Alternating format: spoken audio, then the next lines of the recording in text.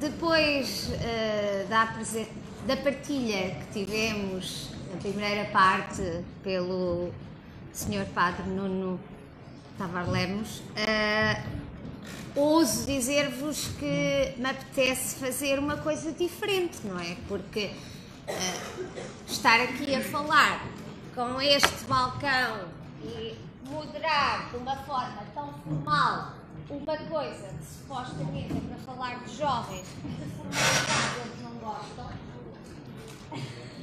e depois eu faço isto de improviso, eles não sabiam. Nós vimos, essencialmente, ouvir partilhas, partilhar e refletir sobre o que é ser jovem hoje em dia, e vamos continuar com esse discurso. Claro que é mais fácil eu voltar ali para o meu lugar, tornar isto um bocadinho sério, não no sentido sério de estarmos aqui muito sisudos, como o outro me dizia, fazer a cara triste, não, mas vamos dar credibilidade a isto que estamos aqui. Portanto, foi só aqui uma partezinha.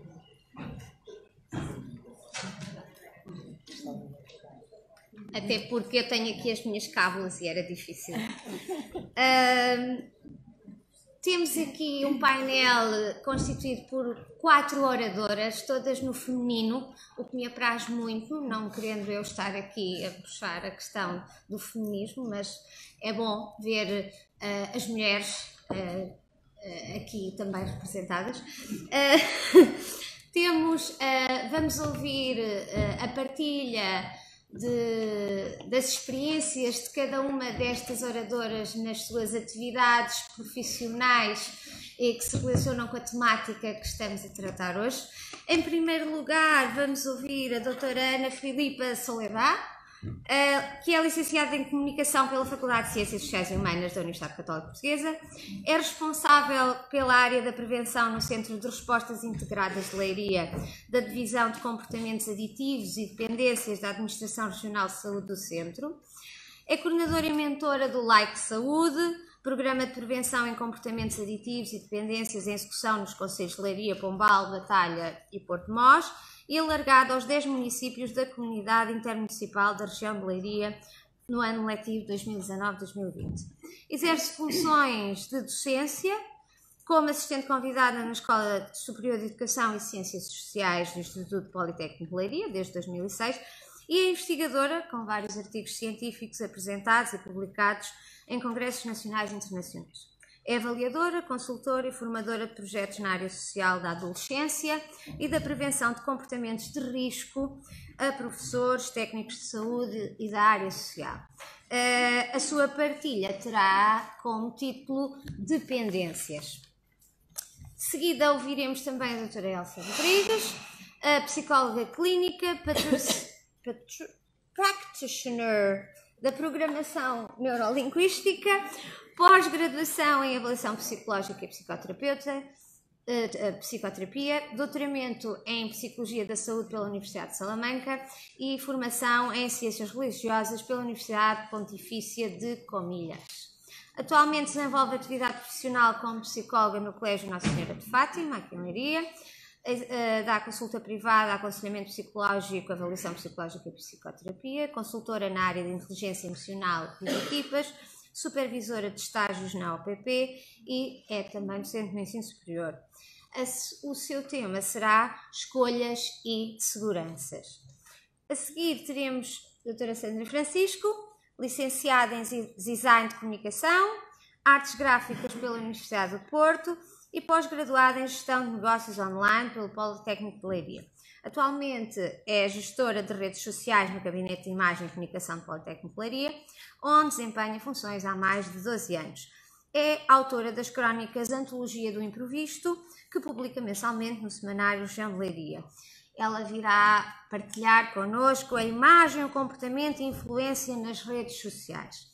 E por fim, e não menos importante, doutora Dora Goretti Martins Justo Lopes Filipe, licenciada em Psicologia, ramos de Orientação Escolar e Profissional pela Faculdade de Psicologia e Ciências da Educação da Universidade de Coimbra, especialização em Psicologia da Educação, Ordem dos Psicólogos Portugueses, Desenvolveu trabalho no Centro de Estudos e Investigação Psicológica em Coimbra, trabalhou no Colégio de São Mamedo no âmbito de Serviço de Psicologia e Orientação e atualmente integra esse serviço no agrupamento de escolas da Benedita e no agrupamento de escolas Damião de Góis. E o seu tema será Desencontros Geracionais. Vamos ouvi-las, as partilhas delas serão com certeza do nosso interesse. Peço, dada a questão do horário, que elas cumpram os 15 minutos que lhes foram dados. Eu aqui estarei com o aviso e uma boa escuta, não é? Obrigada. E, portanto, sinto-me aqui, por um lado, muito contente de poder participar e partilhar um bocadinho convosco esta minha reflexão e, por outro lado, muito pequenina, pela dificuldade enorme que é falar depois do Dom António Marto e do Padre Nuno Tovar. Ou seja, por um lado, fiquei contente porque consegui perceber que a minha linha de pensamento e aquilo que tem sido a minha reflexão de 20 anos de intervenção nesta área da saúde com jovens faz sentido, e faz sentido porque também é refletida. Por outro lado, eu também sou mais o Dionísio do que o Apolo, não é? E, portanto, vocês vão me ver muito mais a utilizar uma linguagem emocional e sentida do que propriamente racional, e não vos vou trazer nenhuma tese de doutoramento. Esta partilha, espero que vá ao encontro daquilo que vocês pretendem enquanto pessoas próximas dos jovens e que possam dar este contributo de proximidade neste processo, nestes desafios que a Igreja tem para a mudança e que todos fazemos parte, e portanto espero que possa mesmo dar-vos estas pequenas reflexões também nesta área que é a área da saúde e essencialmente a área das dependências. Não poderia começar sem agradecer à organização esta ousadia, esta visão, esta capacidade de se colocar no lugar do jovem, nesta capacidade do Manel ter o chapéu ao contrário, foi a primeira coisa que eu vi. E vocês vão dizer, as pessoas que já tiveram formação comigo sabem, uma das minhas grandes lutas é, muitos dos jovens que já têm pouco gosto pela escola, muitas vezes queixam-se, quando estão a trabalhar comigo, que os professores, por causa do chapéu ao contrário, não é? O cap ao contrário, e entrarem na sala com o cap. E uma das minhas lutas é aquela pergunta que o padre fazia, porque é que isto é relevante? Será que é assim tão relevante? É como a saia da senhora, não é? É pelo joelho até lá abaixo ou são os calções curtos? Será que é isto que me vai fazer com que este jovem goste mais do português, da matemática, da moral que eu vou dar? Então como é que eu vou chegar a ele se eu começo por lhe dizer para ele tirar o chapéu que tem na cabeça? E ele tira na mesma, se nós fizermos ao contrário, se lhe fizer sentido, certo? E muitas vezes faz sentido que uma coisa tão simples é, eu não te vejo os olhos e eu quero olhar para os teus olhos, e eles tiram. Okay? Portanto, partindo daqui, esta ousadia, este ir ao encontro dos jovens, para mim, enquanto mãe e mãe de uma Maria, não é um Manel, mas que também tem muito deste Manel, fico muito contente de estar aqui e também ter recebido aquilo que recebi até agora. O que achei interessante foi, a minha primeira abordagem foram os três pontos prévios que foram apresentados pelo Padre Nuno, que era como é que eu vou falar de jovens. Eu posso buscar as teorias todas, elas existem, há muitas teses de doutoramento sobre o assunto, mas se não for através da voz destes jovens. E então fiz um pequeno inquérito por questionário, nada de investigação científica, vamos dizer um breve estudo exploratório, a 24 jovens, precisamente dos 16 aos 24 anos, e a pergunta que lhes era colocada foi via online e através da técnica, não sei se conhecem, bola de neve, não é? Um passava ao outro, portanto eram eles que se escolhiam entre eles, sabendo eu que a amostra é aleatória, não controlo, eu nem queria saber se era sexo feminino ou masculino, só queria saber a idade, e a pergunta era, o que é ser jovem hoje? Ou vamos ouvi-los a eles e vamos ver como é que eles se veem hoje, porque a pergunta era hoje. E, não dá para andar para trás? Desculpe lá. Carreguei logo 2 vezes. Este é o primeiro? Não, falta outro. Obrigada. Muito bem. Então, eu coloquei esta como primeiro, não temos que ler todos, mas esta voz dá-nos aquilo que depois nos leva à reflexão. Eu já chego às dependências. Então, diz-nos, a juventude, este é um jovem que fizeram um inquérito, a juventude é como tudo na vida uma fase, onde se erra para aprender. É também uma fase de mudanças físicas e psicológicas importantes, pois é nesta fase que começamos a ter autonomia, poder de decisão, escolha e responsabilidade. Este mesmo jovem que escreveu isto tinha um texto bastante grande até, em que falava da corrida, que não lhe parecia honesto e nem justo. Muitas vezes os adultos, e essencialmente em meio escolar, muitos deles punham a tónica no meio escolar, acharem que os jovens tinham que ser todos iguais. Ou que, por se estar na categoria jovem, todos fazemos as coisas da mesma forma e todos temos o mesmo tipo de comportamento. E a comparação é o mesmo do que ver um elefante e um macaco a fazer a mesma corrida de obstáculos e esperar que eles cheguem da mesma forma e com o mesmo desempenho ao fim, na mesma corrida. E eu lembrei-me, achei muito interessante esta comparação, e lembrei-me que muitos de vocês, então, se estão na área da educação, conhecem de certeza este cartoon, e o cartoon diz, temos ali um educador, um professor, pode ser um pai, mas para garantir uma seleção justa, vocês farão o mesmo teste, subir àquela árvore. E como veem, temos vários tipos de animais, certo? Temos um gato, um elefante, uma foca, um peixe, um macaco e uma ave. É muitas vezes este o sentimento que os jovens têm quando são colocados nesta grande categoria de jovens e deixamos só, uma coisa é dizermos sim, eles têm esta faixa etária, outra coisa é eles estão nesta categoria. E, portanto, escolhi esta primeira abordagem. A segunda, e todas elas são transversais, agora andou para trás. Isto não está a resultar. Ok? A segunda, e ainda nesta perspectiva dos jovens, todas vão ao encontro de 4 grandes áreas, ou 4 ou 5 grandes áreas. Vejam, eu sublinhei só o que achava que era relevante para aquilo que eles dizem sobre o que é ser jovem hoje. Ter a obrigação de ser melhor do que as gerações anteriores, lutar por ser melhor, lutar por um mundo melhor, é difícil. Depois, não há certezas absolutas, mas também é uma fase de descobertas. Depois, ser jovem é ser completamente ingênuo, ser sonhador, esperar sempre o melhor das pessoas e do mundo. É correr riscos, não se preocupar com o amanhã, viver intensamente, aproveitar o agora, não ligar se na sexta-feira vai fazer sol ou chover, desde que tenha boas companhias. É rir do nada, fazer palhaçadas e ser feliz. Vai muito ao encontro daquele nosso jovem que o padre nos falava, não é? Do Dionísio, e muito naquela procura tem que haver emoção, tem que haver relação nesta construção da sua identidade. Por outro lado, vemos jovens muito pressionados. Viver para os estudos. Viver é uma palavra com um impacto enorme, não é? Não é estudar, é viver para os estudos, como se fosse um único objetivo e uma pressão enorme que sentem. Sentem a pressão de terem de crescer para se tornarem adultos. Sentem a pressão de se tornarem os mais responsáveis. É ser pressionado para ser perfeito, independentemente das consequências que isso possa ter. Sermos nós próprios, apesar da pressão que sofremos por parte da sociedade. É ser alguém com projetos futuros, com princípios e ideias definidas. Maravilhoso, não é?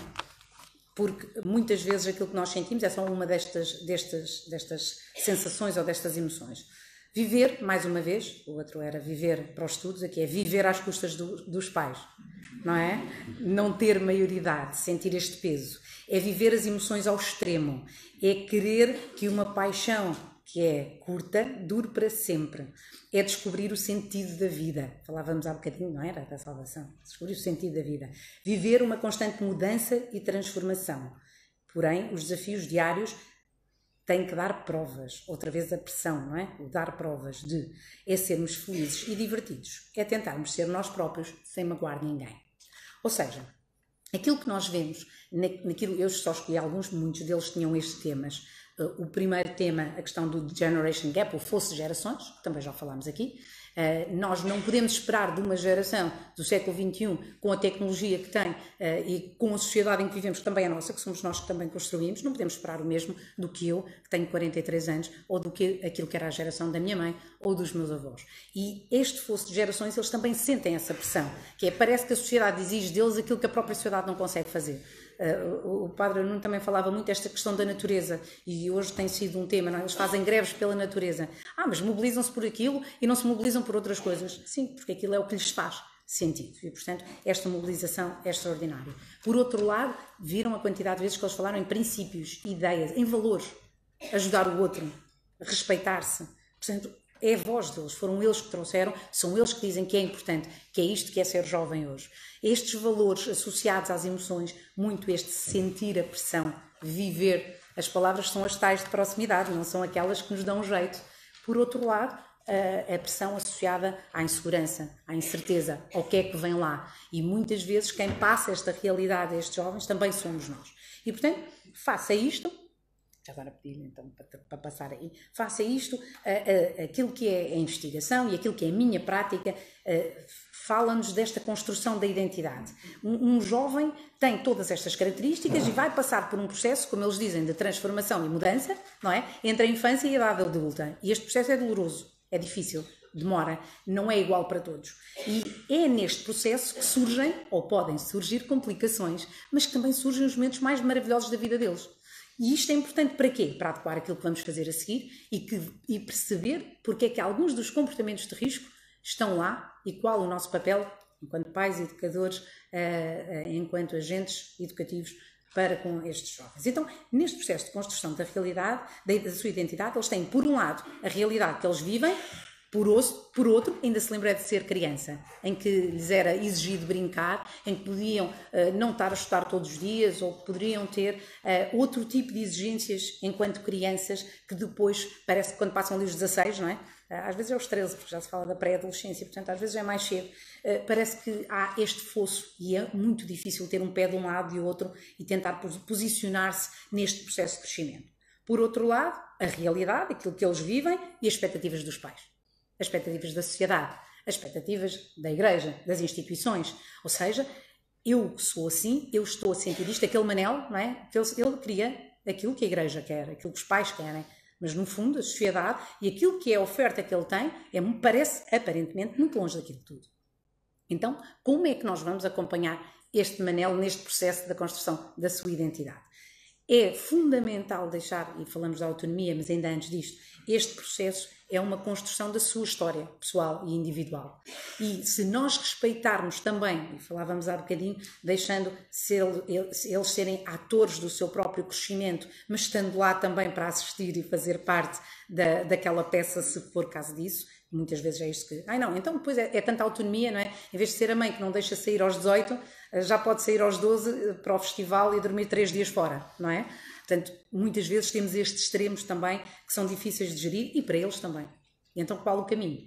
Esta é a grande dificuldade. Que caminhos é que surgem aqui como opções aos jovens? E então, os caminhos passam por aquilo que normalmente nós dizemos, e agora eu vou começando a falar aqui da questão das drogas e das dependências, com substância, drogas legais ou ilegais, e sem substância, redes sociais, internet, etc., que é a área onde eu trabalho.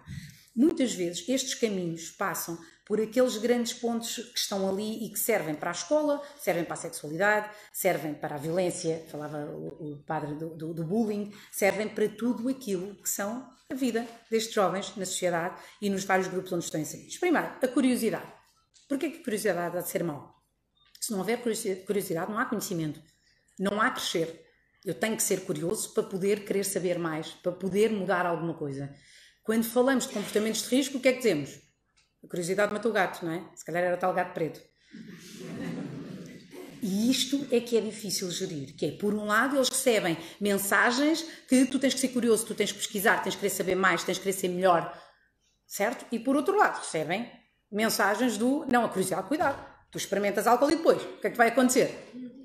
Certo? Porque o processo de crescimento tem que ser muito vivido por eles, mas também tem que ser orientado por todos nós e por adultos responsáveis, sociedade, neste processo de crescimento individual.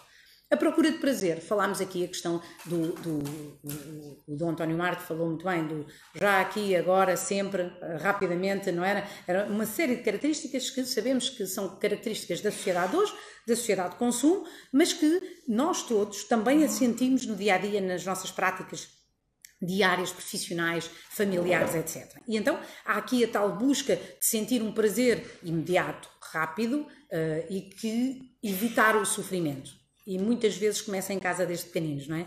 Hoje os meninos não podem chorar, hoje os meninos não podem sentir frustração e, portanto, às vezes isto está a dificultar e não a deixá-los crescer de uma forma autónoma e com o risco que também existe em deixá-lo cair quando ele corre sozinho, em vez de ser com a nossa mão.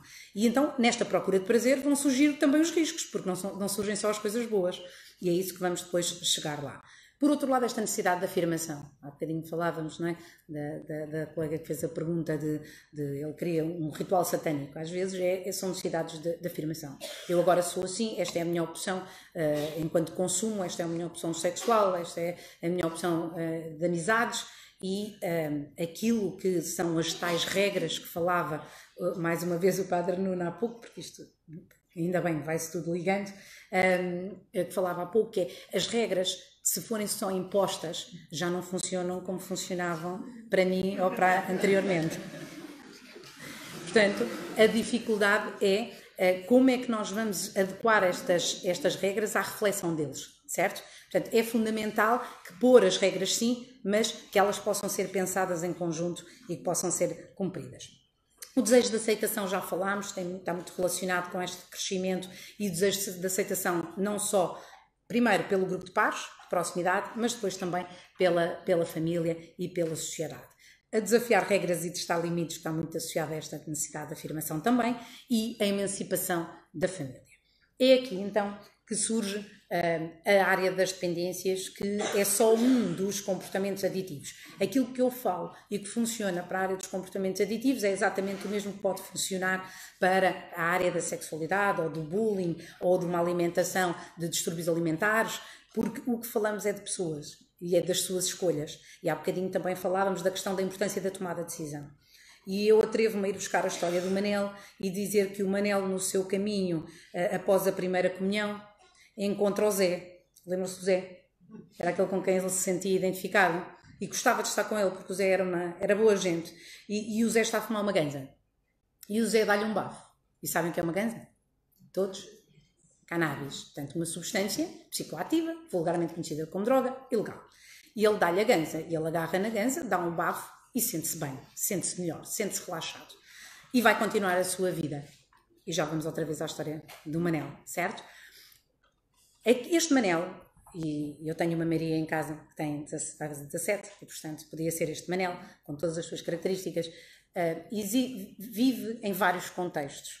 Quando falamos em substâncias, a tendência, então se for drogas, a primeira coisa que pensamos é drogas ilegais, certo? E pensamos visualmente num tipo de consumidor que já não existe. E então quando estamos a falar com os jovens, o que é que fazemos? Aquilo que o Padre Nuno dizia, não é? Dizemos tudo o que é mau. Dizemos-lhe tudo e mais alguma coisa. E podes morrer. Diz lá, fumar mata, não é? Portanto, toda a gente sabe que fumar mata. Então porquê é que fumamos? Porquê é que os jovens fumam? Porquê é que experimentam? Porquê é que experimentam fumar uma ganza? Porquê é que vão para a noite, para os festivais e precisam de se embriagar? Certo? Então, aquilo que temos de ter em conta na abordagem, porque eles não são todos iguais, e quem está a trabalhar com os jovens é isto.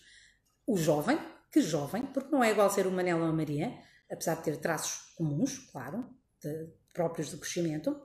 A substância, estamos a falar de quê? Estamos a falar de álcool. É que se falarmos de álcool, ele é aceito socialmente e a maior parte dos pais inicia os filhos no consumo de álcool, desvalorizando o seu consumo desde o início, certo? Ou falamos de heroína. Que jovens consomem hoje heroína? Porque a tal imagem que temos do toxicodependente continua a ser o heroinómano. E esses têm a minha idade ou mais velhos. Têm dos 40 aos 60.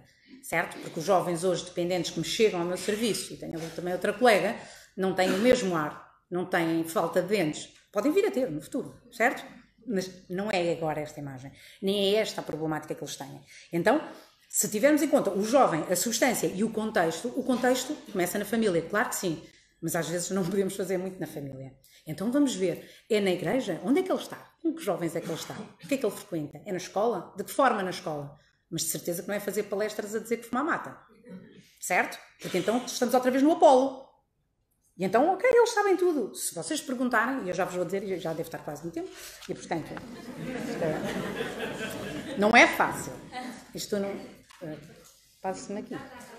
Ai, já consegui, maravilhoso. Então, só para, e agora ser rápido, depois se quiserem podem fazer perguntas, há mudanças claramente nos padrões do uso de drogas, apesar de algumas questões se manterem, que são aqueles 3 grandes pilares que falámos anteriormente. Primeiro, ao nível das substâncias de eleição, o que é que eles hoje consomem e de que forma consomem. Depois, nos modos de relação com o consumo. Quem são estes consumidores? Como é que eles se apresentam? Que formação é que têm? Certo? E vamos ver um bocadinho. E depois, nos contextos associados. Em que contexto é que há consumos? Será assim tão diferente ou será igual ao que já existia? E então, em relação às substâncias de eleição, aquilo que é transversal desde há muitas gerações é que a substância mais consumida é o álcool. Não é só nos jovens, é nos jovens, nos adultos, nos idosos, nas mulheres, nas crianças, sim, até nas crianças, é o álcool. O álcool é uma substância psicoativa que traz mais danos em termos da saúde no nosso país e no mundo e que é mais desvalorizado socialmente, porque culturalmente nós aceitamos, até em termos daquilo que é a economia, não é? Nós temos um país cheio de vinha e, portanto, há aqui uma desvalorização do consumo. Só para perceberem, há um estudo realizado por nós no terreno, mas depois o nosso Serviço da Direção-Geral é que faz a apresentação dos dados, feito aos jovens, todos com 18 anos, são 66.148 jovens que vão ao Dia da Defesa Nacional, sabem o que é o dia da substituição para estar um dia que eles têm que ir, e portanto nós encontramos todos os jovens de 18 anos, todos os anos, já há 6 anos. E portanto, neste último ano, 2018, o que nos diz é que, por exemplo, a prevalência ao longo da vida é a experimentação. A experimentação, 89% dos jovens de 18 anos já experimentaram. Nos últimos 12 meses, 85% tomaram bebidas alcoólicas, 17% beberam em 40 ou mais ocasiões. Este é mau, não é? O que vem a seguir é pior, que é o que é este consumo binge drinking ou embriaguez severa. Estamos a falar que hoje os jovens não consomem aquela quantidade de álcool que é ao longo da noite, não é? Ao longo do dia. Os jovens têm um consumo binge. Binge quer dizer 5 a 6 unidades de bebida padrão num tempo de 2 horas, ok? E portanto, vejam que falamos de 50% destes jovens teve consumos binge, 9% em 20 ou mais ocasiões num ano e 34% em 1 a 9 ocasiões num ano. E em relação à embriaguez severa, tivemos 26% dos jovens, de 66.148 jovens, em 1 ou 9 ocasiões por ano. E estes dados permitem-nos dizer o quê? Há aqui um padrão que é diferente daquele que existia e que muitas vezes é desconhecido por quem é pai, é mãe ou quem trabalha com jovens. As realidades são diferentes, há consumos nocivos muito... Já acabou, não é? Muito bem. E, portanto, falo-vos do álcool porque se calhar depois todos os outros percebem-se a partir deste. E o princípio é o mesmo. As novas substâncias psicoativas apresentam tendência de subida. As novas substâncias são aquelas que nós não conhecemos, eles também não, nem quem as vende. E permitam-me aqui falar da cannabis, que é o último ponto aqui, de uma forma mais específica. Falava-nos também o Padre Nuno desta questão da ligação à natureza. E também nos pode trazer problemas. Porque os jovens agora consomem cannabis porque é natural, não é? Porque faz melhor do que o tabaco que tem químicos, como se a cannabis não tivesse químicos na mesma por ser natural. E este tipo de desinformação ainda é preciso nós trabalharmos. Porém, normalmente são os adultos que fazem pouco esta reflexão. Quando foi o uso da cannabis para fins terapêuticos, tratou-se como se qualquer um de nós, como se a minha filha de 16 anos, pudesse dar opinião sobre o assunto. Eu não posso dar, eu não sou farmacêutica. Portanto, como é que a minha filha de 16 anos pode dar opinião sobre os fins terapêuticos da cannabis, certo? Portanto, vejam que muitas vezes os riscos que eles correm são fruto daquilo que é também a nossa incapacidade de ir um bocadinho mais à frente e trazer-lhes isto para a reflexão. E, portanto, a cannabis é das ilegais a mais consumida. Há o tal afastamento da heroína e há um risco enorme nesta questão do policonsumo, muitas vezes essencialmente associado ao álcool e cannabis. Quando falamos ao longo da vida, 13% destes jovens têm consumos de policonsumos. Por a questão dos modos de consumo, e muito rapidamente, a alteração nas questões de género, enquanto até agora, há pouco tempo, sempre foram mais os homens, rapazes, a ter consumos, mas uma diferença enorme. Neste momento já temos questões de género, em que temos mais raparigas, essencialmente no tabaco e nos medicamentos sem prescrição médica, com maior consumo nas raparigas do que nos rapazes, fruto muitas vezes daquelas expressões que também falávamos. A questão dos perfis diversificados dos consumidores, a maioria dos consumidores hoje, muitos destes jovens, não têm o tal aspecto feio, porco e mau, estão a ver? Tem um aspecto lavado, é o chamado mundo up, a investigação tem falado muito destas questões, a figura do junkie deixou de existir para passar a haver esta normalização dos consumos e de um risco cultivado em que muitas vezes saiu agora um estudo sobre as NSPs, devem ter visto, no público e na visão saiu muito, que é a maioria dos consumidores tem entre a licenciatura e doutoramento, mais de metade. Okay? Portanto, estes são desafios, porque não estamos habituados e normalmente associamos outras questões. Por último, ainda em relação às modas de relação de consumo, vou deixar para a colega falar mais, mas neste mesmo estudo nós fazemos a avaliação da questão das dependências ou do uso desajustado da internet e, portanto, só para terem noção, 99% destes jovens, claro, que são utilizadores da internet e depois de que forma, ali está uma gralha neste 60%, não é 60%, se virem acima são os 8, qualquer coisa, depois vão dar os 9%, portanto 31% começa a utilizar a internet antes dos 10 anos, depois 60% entre os 10 e os 14 e depois dos 15 aos 18, 8%. E isto é claramente, é fundamental até para adequar a nossa intervenção. Eles primeiro iniciam cedo com a questão dos jogos, que é o que vem a seguir, depois também se quiserem podem procurar este estudo, mas começam com, se virem o primeiro valor em cima tem a ver com o uso das redes sociais nestes jovens de 18 anos, mais de 6 horas dia. E falamos de 19% para as raparigas e 13% para os rapazes. Quando falamos do jogo, por exemplo, mais de 6 horas, com 18 anos, falamos 2% para as raparigas e 14% para os rapazes. Se fôssemos fazer isto aos 14, era inverso, certo? Tínhamos essencialmente o jogo nos rapazes com valores muito altos. E aqui estamos a falar dos 18. Portanto, isto para dizer que, para além das dependências associadas às substâncias, temos estas também associadas com uma série de riscos essencialmente emocionais para estes jovens. E então, para terminar, porque já passei em muito o meu tempo, os contextos em que eles estão são claramente os contextos que já existiam, para além daqueles que são novos, mas que são novos já não tão novos. A Darknet, o mundo online e estes novos contextos recreativos, que na altura da tal senhora de 70 anos, só havia a festa uma vez por ano, não é? Em que levantava a saia, mas neste momento temos festivais em cada paróquia e nas festas das paróquias. Esta eu aproveito para dizer, porque era uma área onde eu gostava de ter abertura para começarmos a trabalhar neste momento, e vocês sabem, normalmente as festas associadas à paróquia têm uma tenda eletrónica. Alguém sabe o que se passa, além dos jovens que estão aqui? Alguém sabe o que se passa na tenda eletrónica? Pronto.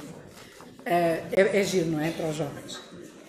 Isto é importante porque, aí está, é um contexto diferente. No meu tempo, nas festas da paróquia não havia tenda eletrónica, também não havia música eletrónica e, portanto, não podia haver. É perfeito haver? É preciso atuar naquilo que acontece lá? Até porque normalmente os pais estão a ver os filhos a beberem, mas como é naquele tipo de festa, não há problema, certo? E isto é demasiado importante, não tenho mais tempo a falar sobre isto, mas deixo aqui. Por último, e deixando aqui esta frase final do Paulo Freire, mas só porque termina com aquilo que eu acho que é fundamental. A educação é aquilo que é a espiritualidade, a solidariedade e a comunidade, tal e qual como nos disse o Padre Nuno Tovar, e o papel é de todos nós. Obrigada. E desculpem.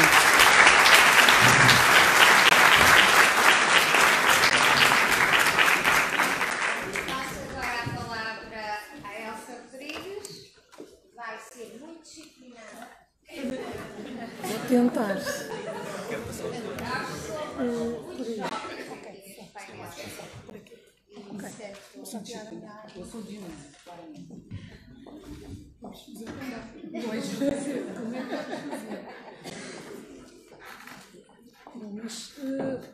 O meu discurso não vai para tendas eletrónicas, portanto não vamos ter assim tanta emoção e tanta sensação. Bom dia a todos.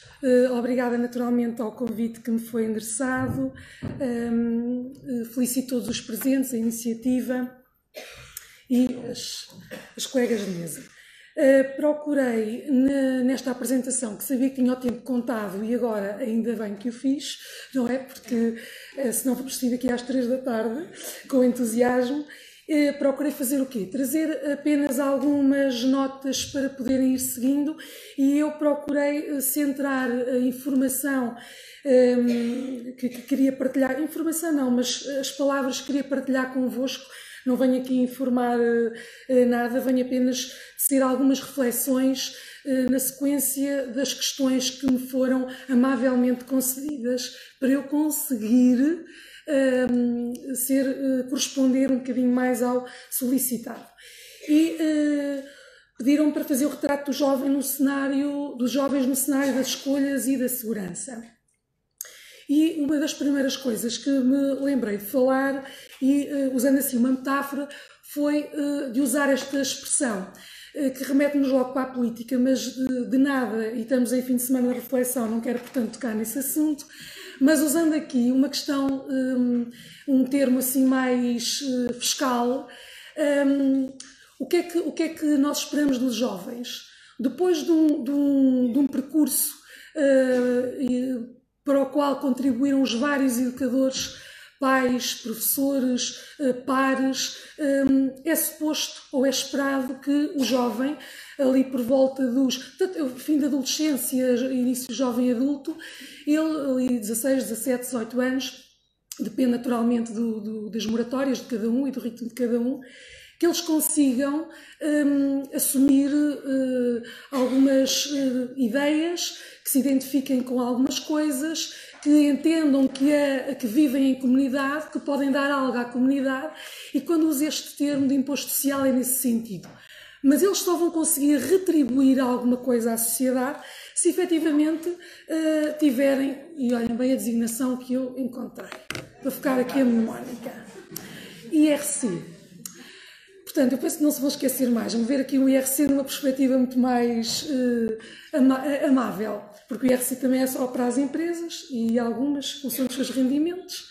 Aqui o I tem a ver com a tarefa essencial que a doutora Filipa falou, roubou-me parte do meu discurso, depois temos que conversar sobre isso, que a identidade e a integridade do eu é a grande tarefa desenvolvimental da adolescência, em que o objetivo é eles conseguirem perceber com o que é que se identificam a vários níveis, nas várias dimensões da sua vida.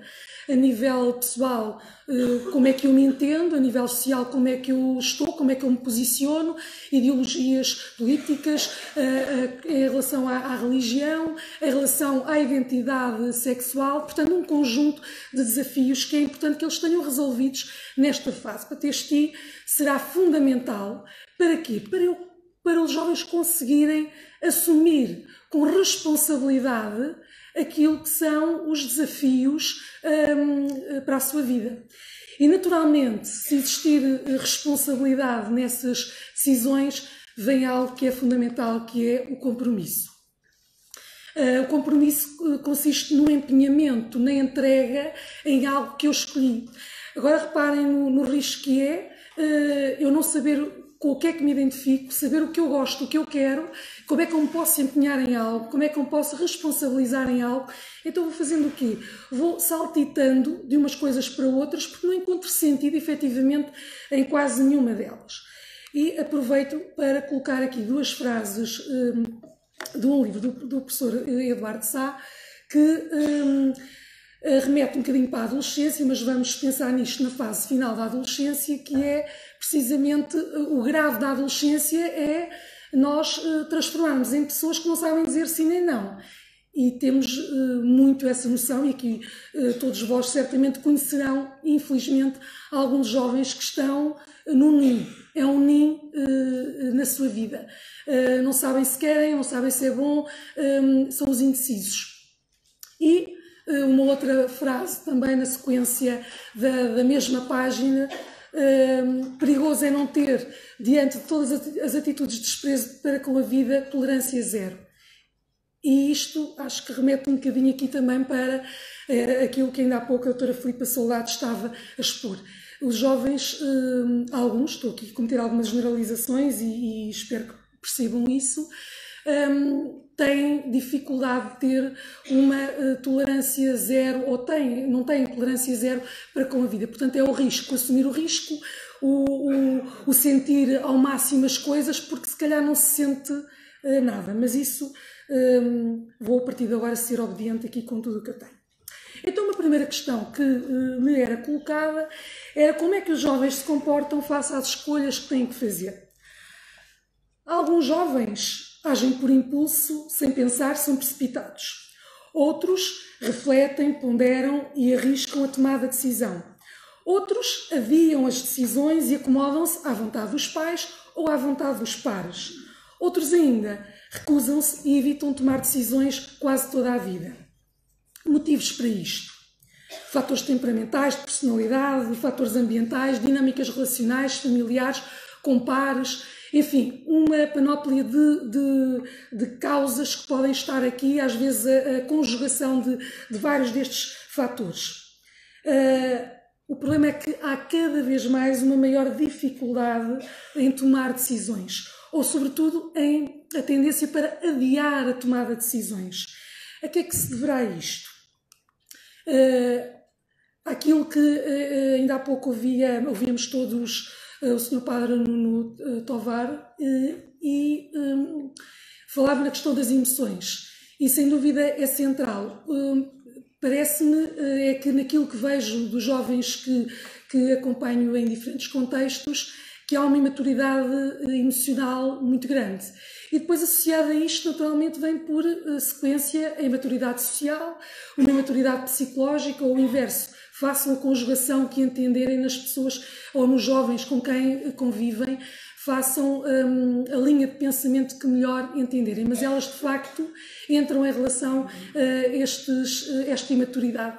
E ela acaba por se ramificar em todas as áreas do sujeito. E eu diria que cada vez mais temos uma sociedade imatura emocionalmente, com dificuldade em assumir uma posição e em se responsabilizar por essa decisão e em se comprometer com essa mesma decisão. Isto pode ter a ver com o quê? Possíveis explicações não são dados finais, são apenas reflexões que quero partilhar. Por um lado, pode ter a ver com o protecionismo dos pais, os designados hoje em dia pais helicóptero, não é? Não sempre à volta dos filhos. Pensam pelos filhos, em crianças, pensam pelos filhos, fazem pelos filhos, quase que se substituem aos filhos, procurando apenas que eles se sintam felizes. Apenas felizes. Isto como se fosse possível ser sempre feliz ou ser feliz para sempre. E germinando nesta fantasia o síndrome da intolerância à frustração, que também já foi hoje tocado até por o Sr. Dom António. Sem dúvida que a intolerância à frustração vai sendo trabalhada nas crianças à medida que os pais se vão, entre aspas, demitindo do seu real papel de autoridade, de limite, de exigência, de responsabilização. Se eu me responsabilizo por ele, se eu discuto sempre, se eu faço por ele, como é que ele há de, se eu não o contrario, como é que ele há de crescer e trabalhar e regular a sua emoção, pelo menos a emoção negativa. E temos aqui um Dionísio, ok, não haveria problema de ser um Dionísio, mas é um Dionísio completamente perturbado, não é? Por outro lado, temos os pais que cada vez mais justificam as falhas dos filhos. E o que é que fazem? Os filhos erram e os pais apontam caminhos, orientações, sem possibilidade de grandes reflexões, porque estamos numa sociedade à pressa, portanto somos todos muito hiperativos e, portanto, o tempo escasseia, isto não resulta, tentamos outra coisa. Aquilo que eu ouço mais e que às vezes me aflige um bocadinho nos pais e às vezes nos diferentes educadores é: olha, eu já tentei de tudo. E quando eu ouço eu já tentei de tudo, eu penso, é impressionante como é que uma pessoa tão nova ou com tão pouco tempo de experiência neste papel, ou, dependendo das circunstâncias, como é que já tentou de tudo? Isto é o sentimento da frustração do educador em relação àquilo que tem ou com quem convive, seja criança, adolescente, jovem. Eu já tentei tudo, já estou cansado. Portanto, isto é a frustração do adulto. E ele está a modelar os jovens, os adolescentes e as crianças. Portanto, o risco pode estar inerente a isto. Como isto não quero ser uma crítica a ninguém, e muito menos aos pais. Isto é o objetivo. Eu também sou mãe e, portanto, a crítica cabe-me igualmente, se formos vê-la como tal. Mas a ideia não é essa. O risco disto tudo é que podemos estar a desenvolver um outro síndrome, que é o síndrome do Peter Pan nos filhos, não é? Que não precisas de crescer, podes ficar pequenino toda a vida. Então, quando os pais não estiverem, e quando eles tiverem que tomar efetivamente decisões, quando chegarem à maioridade, como é que vai ser? Por vezes parece que as dúvidas e medos dos pais são projetadas nos filhos. Por exemplo, as escolhas profissionais. Trabalhamos, neste caso, trabalho com a área de orientação vocacional e no 9º ano, por volta dos 14, 15 anos, e o discurso que mais ouço da parte dos pais, desesperados, mais às vezes que os filhos, posso lá saber porquê, E os pais dizem, coitadinhos, eles agora têm que decidir, estão tão cedo, são tão novinhos, isto não há direito. Eles podiam decidir lá mais para a frente, estão a ver o adiar. E eu pergunto aqui a todos nós, e como é que era há uns anos atrás? Havia percursos em que não eram decididos, eram obrigados. Pessoas que queriam estudar e que não podiam, pessoas que tinham que abdicar da escola aos 11, 12 anos para irem trabalhar para ajudar a família. E aí, qual é que era a decisão? Portanto, as coisas, passarmos aqui de um 8 para um 80, do vazio da importância dos sonhos para o excesso da importância dos sonhos. Qual é que é o problema disto tudo? Talvez, se calhar, realmente aqui o sentido da vida. Qual o projeto da vida dos jovens? Os pais preocupam-se realmente com o projeto da vida dos seus filhos? Com aquilo que cumpre os seus desejos, interesses, aptidões? Ou apenas com empregos em que eles possam conseguir alcançar um bom estatuto social e um bom ordenado? Temos aqui um conflito entre os desejos dos filhos e os anseios dos pais. São coisas completamente diferentes. Aproveito ainda para reforçar que o papel que as escolas têm a este nível também é fundamental, sobretudo através dos seus projetos educativos. Entender os jovens como um ser, educar no seu todo, de uma forma integral, nas diferentes dimensões física, psíquica, social, espiritual, que muitas das vezes acaba por ter, essa parte é trabalhada, se bem que a espiritualidade pode ser entendida de diferentes formas, mas estamos aqui num contexto que vamos direcionar naturalmente para a vertente da religião. Temos a disciplina de educação moral religiosa católica, mas é facultativa e, portanto, é o pezinho que damos para trabalhar também aquela área. Será isto suficiente? A forma como é trabalhado, será que chega mesmo aos jovens? Será que lhes faz sentido? Será que os toca? Será que eles conseguem realmente, com esse trabalho feito, delinear um projeto de vida? Isto são questões que faço. Uma outra questão que me foi colocada era se os jovens são capazes de tomar decisões por si próprios ou são inseguros. Às vezes eles tomam decisões por si próprios, outras vezes são inseguros. É natural, temos de tudo. O que não é natural é normalizar o anormal. Cada vez mais isto está a acontecer. Normalizar o anormal. Há cada vez mais uma cultura do erro. Tu podes falhar, errar é natural, errar é humano, sem dúvida. Mas permitir viver no erro é completamente diferente. Está-se, na minha perspectiva, a banalizar muito o erro. O erro existe, acontece e é uma oportunidade de aprendizagem. Se cada um de nós ajudar quem erra a consciencializar sobre essa falha e a evoluir, a delinear novas formas de dar a volta e não permitir que o erro passe a ser um padrão de funcionamento, que depois às vezes é isto que acontece. Ele é novo, tem vida pela frente, portanto mudou agora de curso e muda 2 vezes de curso. Depois, quando está a trabalhar, muda não sei quantas vezes de emprego. Depois mudou de cidade não sei quantas vezes porque não se identifica com aquela cidade, porque anda à espera de encontrar fora aquilo que não tem dentro. Depois já frustrou ali em 3 ou 4 relações amorosas. Coitado, ele tem mesmo azar. E nós estamos a fazer o quê? A trabalhar no registro da vitimização, no registro da justificação sistemática, da infantilização.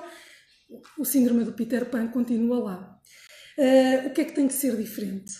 Perceber o que está a ser comunicado no comportamento destes jovens que fazem isto, que não fazem porque querem, mas estão a fazer porque passou a ser o seu padrão. Não conseguem fazer de maneira diferente. Não conseguem ter um projeto de vida que lhes faz sentido e vão assumindo escolhas que fazem sentido naquele momento. A cultura do imediato, do consumismo, seja de substâncias, seja o investimento nas redes sociais e por aí fora.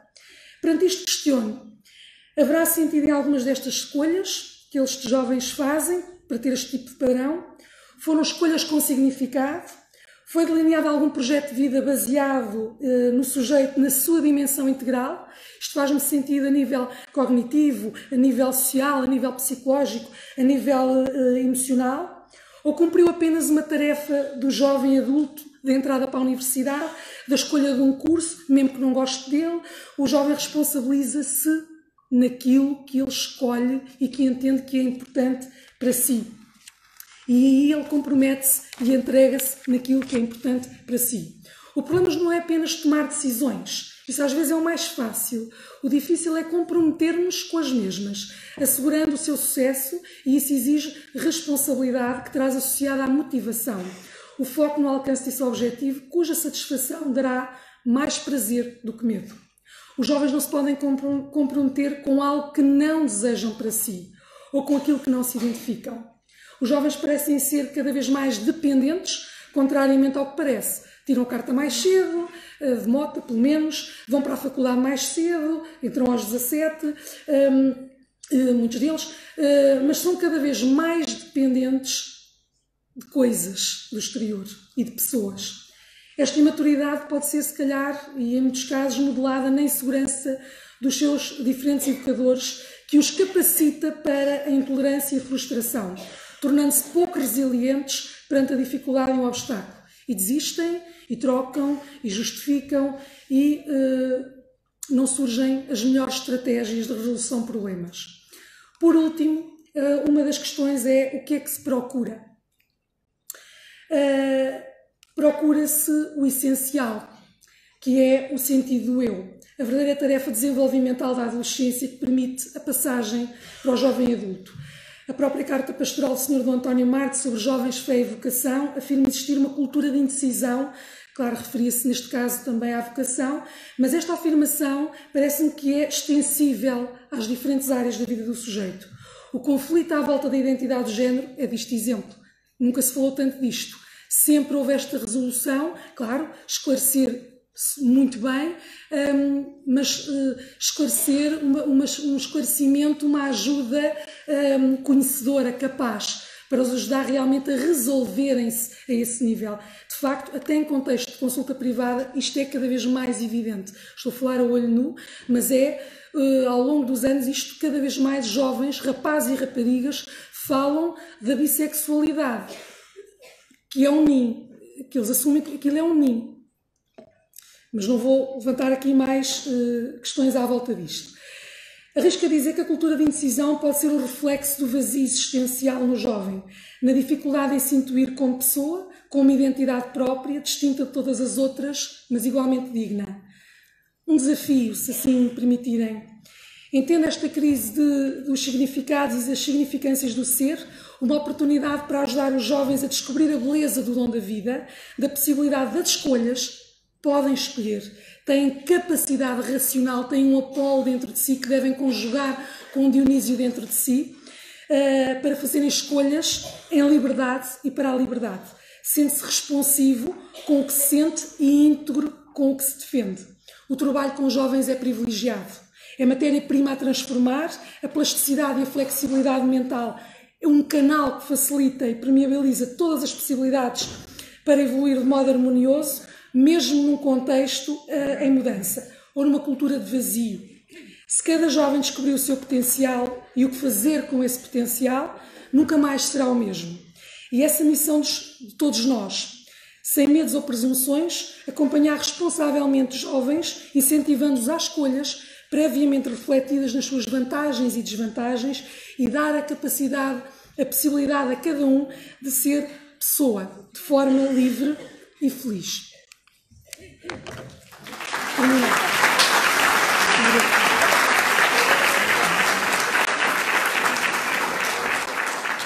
E sinto-me um bocadinho intimidada, porque eu estou mais habituada a estar a escrever atrás do ecrã. Mas pronto, vamos lá ver o que é que vai sair daqui. Então, para começar, e porquê é que eu sou tão feliz a trabalhar nas redes sociais e porquê é que eu gosto tanto daquilo que faço? A resposta resume-se a uma palavra: pessoas. Eu adoro pessoas. Gosto de trabalhar com pessoas e sou viciada em pessoas. Cá está um exemplo de comportamento aditivo sem substância, mas pronto.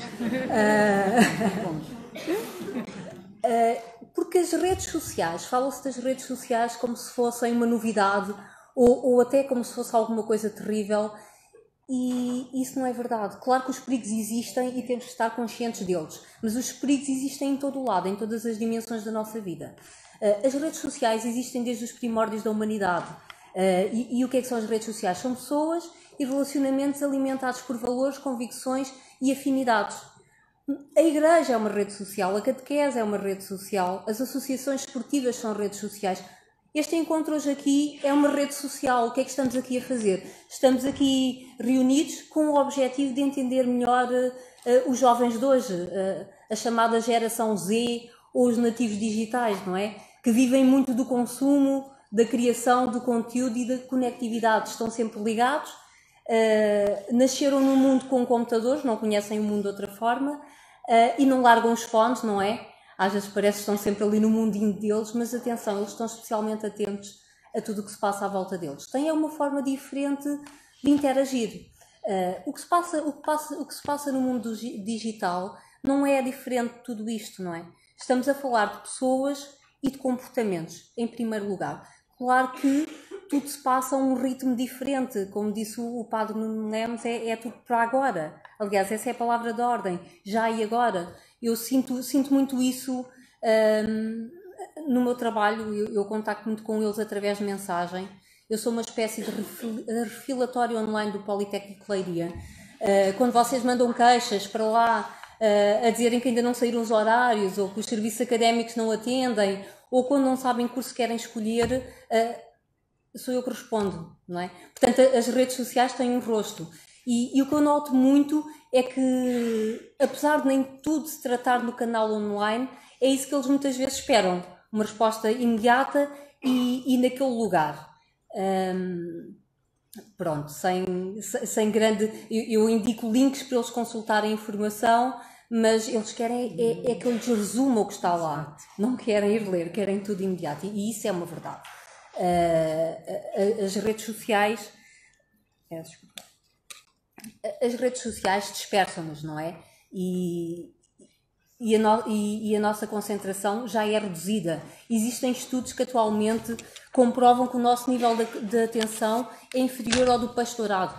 Portanto, nós temos 8 segundos para captar a atenção destes jovens, geralmente nas redes sociais ou fora das redes sociais. E se tivermos em conta que tudo vive muito da imagem, percebe-se o porquê. São muitos conteúdos divulgados em simultâneo a competirem uns com os outros.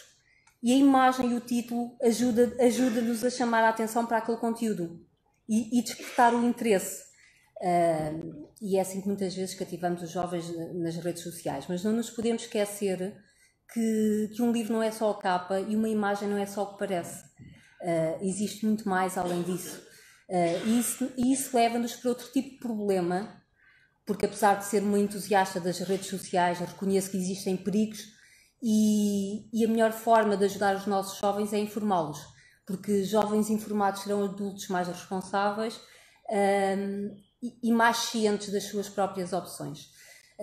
Quando se fala de redes sociais, pensa-se imediatamente, inevitavelmente, a imagem e a aparência. Não só pelo uso da imagem que se faz, mas pela falsa felicidade que circula nas redes sociais. Tudo parece lindo e azul nas redes sociais, não é? Mas o lado do vizinho nem sempre é mais azul que o nosso. Às vezes é só a iluminação que ele tem. Porque a vida das pessoas não é só feita de momentos bons e positivos, e às vezes é isso que parece nas redes sociais. Obviamente que nós, quando estamos nas redes sociais ou noutro contexto, queremos partilhar aquilo que mais nos valoriza. Isso é legítimo. Seria muito estranho se eu viesse para aqui hoje com uma meia de cada cor, não é? Provavelmente até indicaria algum tipo de patologia, não é? Isso é natural. O problema é quando nós passamos a viver para a imagem e a achar que se não atingirmos aquele padrão muitas vezes irreal das bloggers todas giras e jeitosas, não é? Não fazemos parte da normalidade. E isso sim é perigoso. Posso-vos dizer que, inclusive, existe um distúrbio que se chama dismorfia corporal, muito provocado pelas redes sociais atualmente. As mulheres, são principalmente as mulheres, pegam em fotografias e levam para os cirurgiões plásticos para dizerem que não querem estar como naquela selfie. Elas querem ficar iguais a elas próprias. Porquê? Porque o que é que acontece? Existe este culto da selfie, não é? E os telemóveis e as câmaras deformam. E então as pessoas passam a achar que são aquilo que projetam. e não aquilo que são na realidade. E isto sim é perigoso, e é perigoso querer ficar igual, apesar dos filtros serem a nova maquilhagem, não é? Mas nas redes sociais, nós não podemos ser iguais aos outros, porque o mais importante é sermos iguais a nós próprios, não é? Esse é que é o mais importante, porque a vida dos outros parece sempre mais apetecível e os outros parecem sempre mais perfeitos do que nós, não é? Quantos de nós é que não olhamos para aquelas publicações e pensamos, que esta criatura está sempre de férias, que até mete nervos, não é? Mas a vida não é só assim, não é? Existe aquela tendência para partilhar os momentos bons e os momentos felizes. Existe quase um preconceito relativamente à tristeza nos dias de hoje, não é? É melhor eu não me aproximar porque ela pode me contagiar. Agora é preciso ter noção que o resto da vida existe. E o que existe nas redes sociais não é diferente do que existe cá fora. Eu confesso que me faz algum comichão aquela dicotomia mundo virtual e mundo real. Não existem dois mundos. As redes sociais não são um universo paralelo. As redes sociais só inflacionam os comportamentos e as tendências que nós já temos cá fora.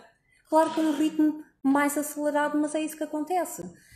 Eu há dias recebi um pedido muito peculiar no Instagram.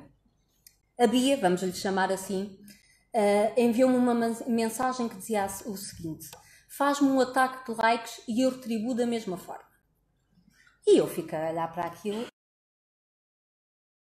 Humana também se apodera de mim, pronto, confesso-me. E pensei assim, estou desertinha, aliás, eu esta noite nem vou dormir de ansiedade pelo teu ataque de likes. Mas aquilo deixou-me a pensar. Eu tenho uma filha, tenho duas filhas, tenho uma de 20 meses e tenho outra com quase 14 anos, por isso é que eu estou assim com estas olheiras, pronto. E eu pensei, esta Bia podia ser a minha Iris, ou podia ser o Manel, podia ser o filho de qualquer um de nós, ou podia ser algum dos presentes aqui. A dependência do elogio, porque no online o elogio acontece de forma muito rápida e nós temos muito próximos, até com os nossos próprios exemplos,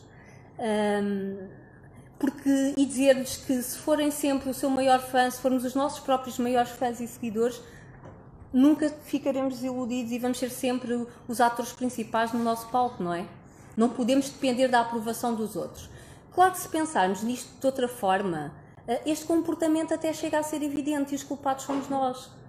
Porque nós, enquanto sociedade, fomentamos muito o termo de comparação. Tiveste 60%, então e o resto da turma? Como é que foi?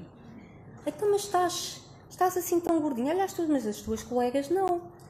A culpa é nossa, não é? Nós temos aquela tendência para a comparação, não é? E analisamos menos a nossa evolução pessoal, o nosso eu relativamente ao eu de ontem ou do ano passado, do que a nossa performance relativamente àquilo que os outros fazem. E não há mal nenhum nisso, desde que isso nos sirva de inspiração e vontade de superar. Agora, quando isso nos faz desenvolver complexos de inferioridade, aí sim é problemático, é muito problemático. Não posso, e já percebi que o meu tempo está aqui a acabar, e eu que achava que não ia dizer nada, não é? Não posso terminar sem referir os jogos digitais, jogos e desafios digitais que para aí circulam. Certamente já ouviram falar da baleia azul e do Momo. Ok, malta. Eu sei que gostam de desafios e que se querem afirmar perante os vossos colegas, mas não vale a pena meterem-se nisto. Se querem adrenalina, pratiquem desporto, que é bem mais seguro e saudável, ok? E já agora, talvez para alguns pais que possam não saber o que é a baleia azul e o Momo, de uma forma muito resumida, vou falar do Momo, que foi o último que apareceu, e que aparece uma personagem bizarra, inspirada numa escultura japonesa, que é a Mãe Pássaro, que no meio de vídeos de YouTube, nomeadamente a Porquinha Peppa, por exemplo, dá indicações apresenta uma espécie de manual de mutilação, de manual de suicídio. Isto é perigoso e é muito sério. principalmente quando estamos a falar de crianças pequenas que têm tendência para imitar e não têm noção do perigo que correm. Queria deixar aqui este alerta. E queria dizer-vos que as redes sociais vieram para ficar, não são nada do outro mundo e todos nós estamos, não é? Quando chegamos a um restaurante, qual é que é a primeira coisa que perguntamos? Wi-Fi. Tem Wi-Fi, não é? Onde é que está? E depois assisto muito àquelas situações em que me dizem, ai não, essas coisas das redes sociais, não, isso nem pensar, isso não tem jeito nenhum. Se bem que eu de vez em quando uso o perfil da minha mulher para ir buscar assim um bocadinho do que se passa no Facebook e reencontrar alguns amigos do liceu. Portanto é assim, mesmo que digam que não, toda a gente está lá. E se os nossos jovens estão lá, é lá que nós temos de estar para transmitir experiências significativas e valores também. E agora, para terminar, vou fazer, até porque fica bonito, vou citar o Papa Francisco. Então, e citando o Papa Francisco, vou dizer o seguinte: vamos aproveitar as possibilidades de encontro e solidariedade oferecidas pelas redes sociais. Que a rede digital não seja um lugar de alienação, mas sim um lugar rico em humanidade. Vamos todos fazer um dia.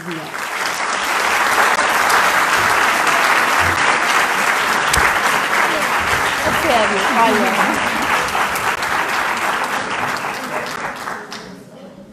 O timing está correto, porque nós iniciamos, em vez de ser às 45, os meninos da plateia não se sentaram lá. Portanto, agora...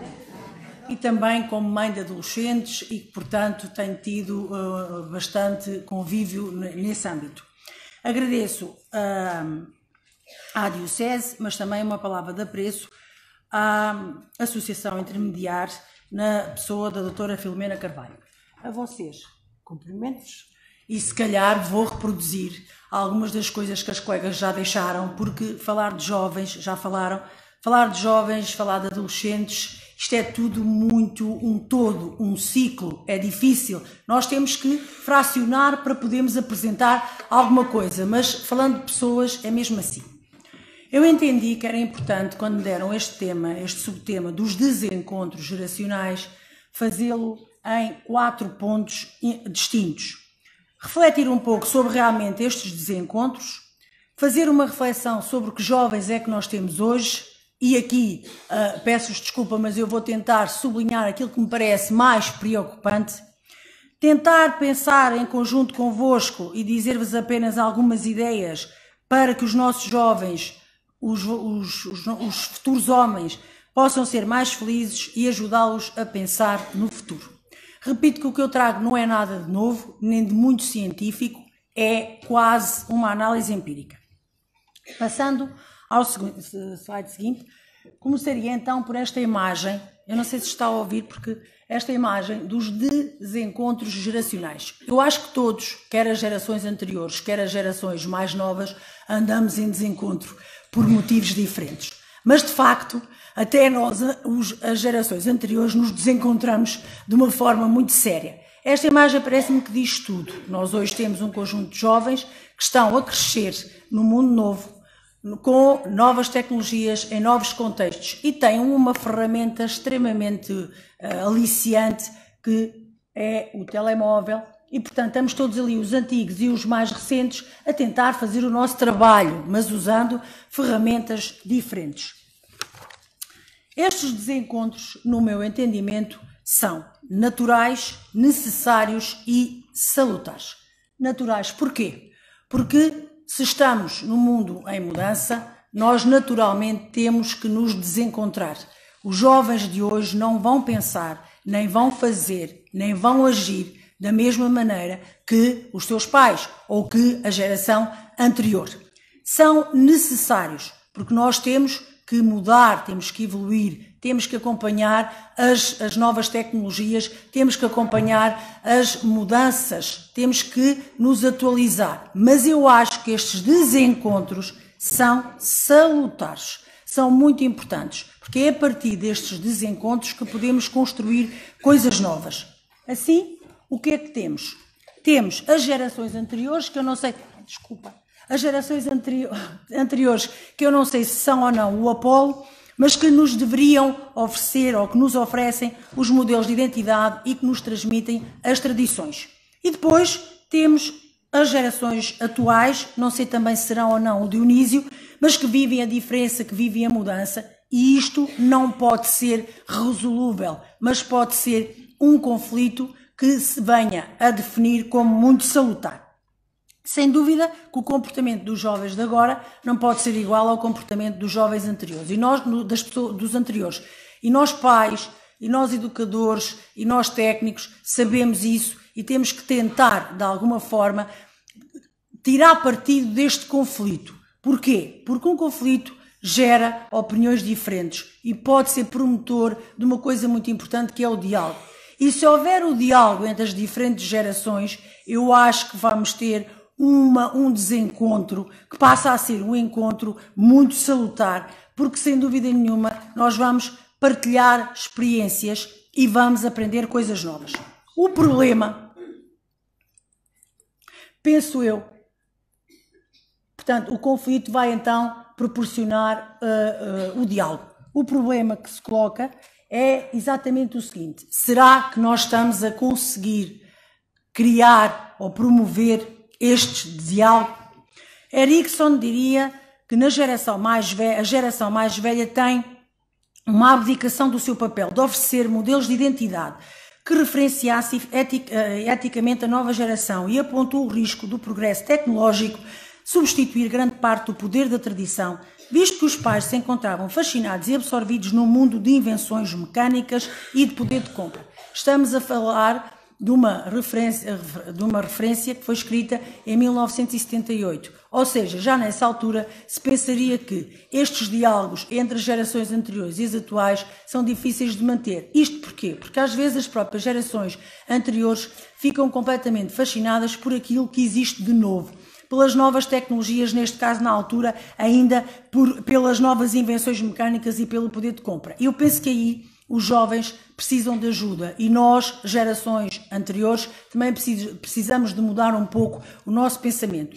Eu defendo que deve haver um encontro entre ambas as situações. Nem tudo o que é novo é necessariamente o melhor, mas também nem tudo o que se passou no passado não pode ou não deve deixar de ter alguma mudança. Então, se as gerações anteriores se disponibilizarem para mudar e os jovens também conseguirem utilizar aquilo que têm de novo, mas conseguirem ouvir aquilo que as gerações anteriores têm para lhe dizer, eu penso que conseguimos aqui um desenvolvimento bastante salutar. Sem dúvida que viver nesta sociedade de mudança acelerada, o que é hoje amanhã não é, o que é amanhã já não é, nós próprios sentimos isto. Eu julgo que é um desafio para os jovens mesmo muito grande. E é aqui que nós temos que os ajudar a gerir estas mudanças. Como? Permitindo sempre que eles contactem, que usem as novas tecnologias, que eles participem no novo mundo, não podem deixar de ir aos encontros porque vão dormir fora 2 dias e já têm 18 anos, não podem deixar de ir participar nas atividades da escola porque os pais não deixam. Eu conheço alguém que os pais não deixam de usar, seja qual for a rede social. Não é por aí o caminho, é deixá-los usar, deixá-los explorar, mas ao mesmo tempo dialogar com eles e de certa forma transmitir os valores, pode avançar, desculpe, os valores, os afetos, o diálogo, os princípios, as orientações. Se houver um equilíbrio entre uma situação e outra, eu acho que vamos ter jovens mais felizes, com um desenvolvimento mais salutar, e se calhar vamos ter menos problemas nas dependências e afins. Passava então ao segundo ponto. Isto aqui é muito rápido, desculpem lá. Passava então aqui ao segundo ponto, que eu considero importante, que eu não tenho a pretensão de vir definir jovens, o que são jovens, nada disso, mas eu tentei fazer um retrato em termos de caricatura e usei este texto, que está disponível na internet, só para lembrar algumas coisas importantes. Os jovens de hoje são altamente exigentes, conseguem tudo o que querem, e falava-se aqui dos pais helicóptero que andam logo ali, quer isto, vai aquilo, deixa tudo para agradar ao menino. Os jovens de hoje são dependentes, quase que diria eu, do uso do telemóvel. E temos os recreios com telemóveis e sem brincadeiras, sem conversas, sem diálogos, sem partilhas. Está toda a gente de costas viradas e quando toca e se tem que largar o telemóvel ou se tem que guardar o telemóvel, há escolas que até têm caixas e etc, cada um tem o seu modelo para guardar os telemóveis, é às vezes logo ali um momento de conflito e de dificuldade a iniciar a aula.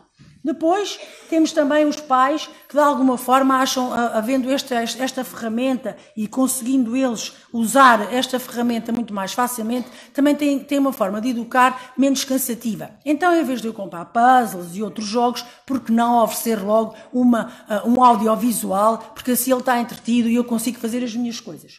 Apelava também para uma outra coisa. Já foi aqui falada que são as redes sociais, certo? As redes sociais existem desde há muito, mas de facto passa-se uma mensagem, penso eu, errada nas redes sociais. Então há famílias que não falam, ninguém sabe os problemas uns dos outros, ninguém sabe as dificuldades que uns têm, os pais não fazem ideia dos problemas dos filhos, mas depois aparece uma selfie linda e maravilhosa e aquilo parece a melhor família do mundo que até desencadeia alguma inveja ou algum reparo em quem vê. Outro aspecto importante que eu gostava de sublinhar é que os jovens não lidam com a frustração, não aprendem a dizer não, nunca ouviram um não. E outra coisa muito importante é que as redes sociais, eu o ano passado fiz uma atividade com meninos do 4º ano e uma das tarefas era portanto, pensar no futuro e pensar numa profissão. É claro que em termos de brincadeira e associada à faixa etária. E qual não foi o meu espanto que as profissões que me apresentaram meninos de 8, 9 anos, 60, 70% eram todas ligadas à internet e eu própria algumas nem sabia que existiam ou nem percebia o que é que eles queriam com aquilo e eles espantosamente ficaram completamente surpreendidos como é que eu tenho uma professora que não conhece isto e portanto foi um alvoroço. Isto para mim é uma surpresa porque eu acho que temos que usar, sim, mas acho que temos que dosear e aos 10 anos eles não têm maturidade para conseguir perceber quais são estas coisas. Eu acompanhei uma menina de 5 anos que deitava-se imensamente tarde porque estava sempre a ver jogos e sites e coisas, portanto, na internet. Eu acho que isso aí é um motivo de cuidado. Outras coisas importantes é que os jovens de hoje realmente andam nesta correria toda. Nós pensamos até que eles estão muito felizes, estão muito contentes, estão muito satisfeitos porque vemos nas redes, vemos nestas, mas de facto começam a surgir problemas. Violência no namoro, os bullying, as drogas, os suicídios e às vezes só aí é que a família para pensar e para refletir onde é que errou e às vezes vem assim uns sentimentos de culpa que não se entendem. Veja-se que existe um culto da imagem tão grande e uma importância tão grande que é dada às redes sociais. Temos agora o caso do Ângelo Rodrigues, um ator que todos conhecem e que de facto a imagem é tão importante, é tão importante estar bem que até se veio ao cimo, portanto, a necessidade de tomar determinadas substâncias. Eu entendo que isto é preciso contrariar nas escolas, reeducar nas escolas, mostrar que este não é o melhor caminho. Dizia, então, o Augusto Cury que os jovens de hoje são a geração que quer tudo no imediato, pronto, sem ser necessário elaborar nada, sem ser preciso batalhar para conquistar. É a geração que não sabe unir a disciplina aos sonhos, que procura usar processos mágicos para lidar com as frustrações, que tem dificuldade em pensar antes de agir. E eu acho que muitos dos nossos jovens, eu volto a dizer, isto é uma caricatura daquilo que me parece mais problemático, e efetivamente são um bocadinho assim. São jovens que não dedicam muito ao pensamento, à reflexão, à criatividade e aos sonhos. Perguntaríamos então, e nós queremos o quê? Que jovens afinal é que queremos? Eu até aqui só disse menos bem dos jovens. Queremos filhos brilhantes e alunos fascinantes? Talvez. Mas quem são esses filhos brilhantes e esses alunos fascinantes? Não são aqueles que são sempre bem comportados, que não falham, que nunca choram ou que nunca tropeçam, mas sim aqueles que aprendem a desenvolver a consciência crítica, a decidir o caminho que devem percorrer, a trabalhar os seus erros, a construir a tolerância, a reconhecer os seus conflitos. São os que constroem os grandes sonhos e lutam pela concretização destes sonhos. E, acima de tudo, são os que dão oportunidade a si mesmos e aos outros quando fracassam. Eu penso que isto de alguma forma já foi dito, mas é importante que os jovens lutem por aquilo que querem, portanto, e que não se dê, como dizia a doutora Elsa, a banalização do erro. Portanto, lutar no sentido não é de não gosto desta cidade, mudo, não gosto daquele curso, mudo. Não, é definir determinados objetivos e tentar lutar por eles e não desistir à primeira dificuldade. Porquê? Porque eu não sei lidar com as frustrações, aquilo não foi exatamente como eu planeei, e então qual é a estratégia? Ir-me embora. Ser jovem é então um desafio extremamente grande e para ultrapassar e para queremos jovens que são lutadores e construtores e que são adultos saudáveis no futuro, temos, na minha opinião, 2 pilares que têm obrigatoriamente que dar as mãos. São eles a família e a escola. A família sustenta os valores, os afetos, o diálogo, os princípios, as orientações. A escola, temos dois aspectos fundamentais. Os professores e, de facto, que todos os profissionais que participam na escola, mas os professores têm aqui um papel importante. Augusto Cury diz mesmo que eles serão os sacerdotes da inteligência e, por outro lado, a escola, que é um lugar sagrado. Ora bem, é importante, eu coloquei aqui isto porque da minha experiência eu vejo que nem sempre a escola está de mãos dadas com a família. Neste sentido, a família muitas vezes entende que, havendo tanta informação, tanta facilidade no acesso à informação, nós temos uma internet que de facto colocamos uma pergunta e temos logo a resposta. E muitas vezes dizem-me a mim próprio, mas porque é que ele tem que saber aquilo tudo, escrever e falar e ler e tem que saber de cor esta coisa e a outra? Há uma crítica às vezes, ainda que inconscientemente ou involuntariamente em relação à escola, que não favorece a importância que a escola tem. Porque a escola não pode ser vista só como um lugar para deixar os miúdos seguros e tranquilos.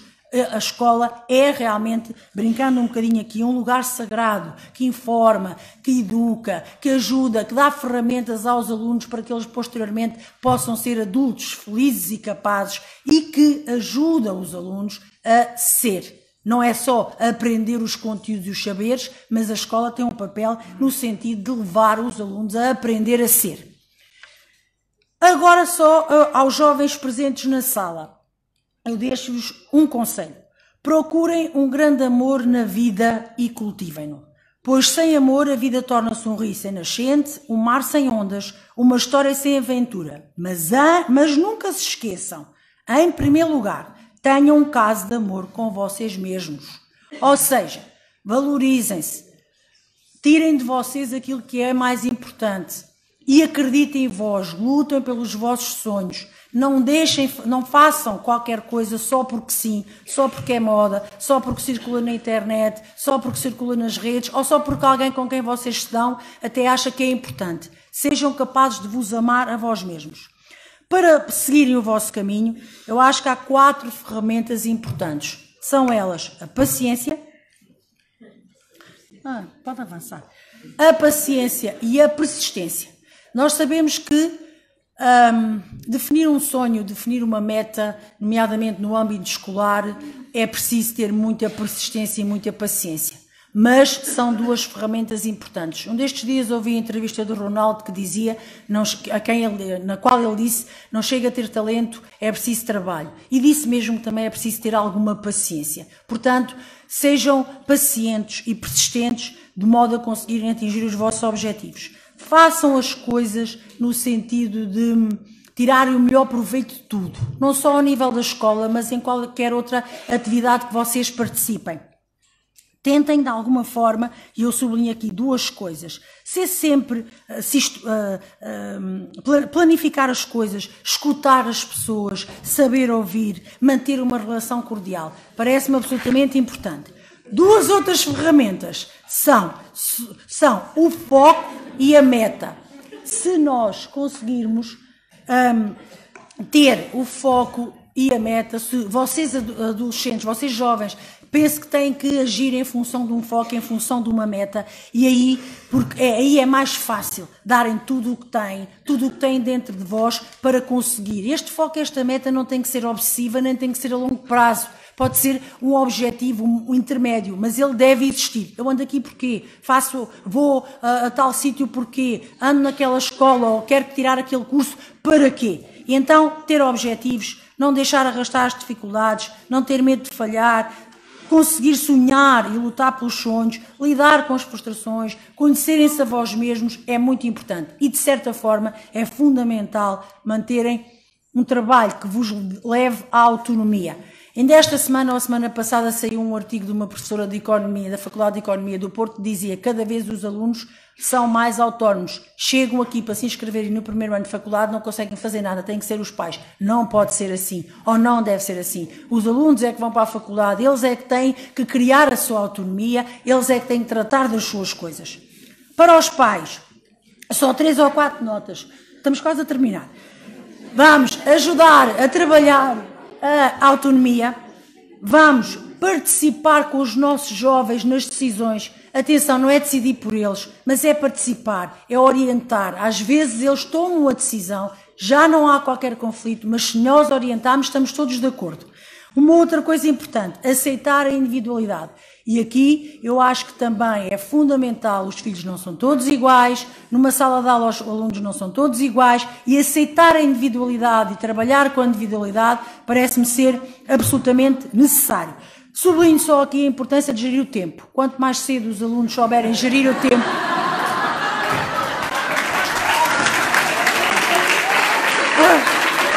o erro não foi meu, peço desculpa. Mas é assim, nós hoje ninguém soube gerir o tempo aqui neste painel. Portanto, a culpa não é só minha. Ninguém soube gerir o tempo. Portanto, nem de propósito que esta estratégia veio mesmo a calhar. Portanto, temos que saber gerir o tempo. Para não acontecer isto. E para que os jovens possam fazer mais do que uma coisa. Não se dediquem também só à escola, façam voluntariado, procurem o desporto, procurem alternativas. Pronto, habituem-se a gerir um bocadinho o tempo.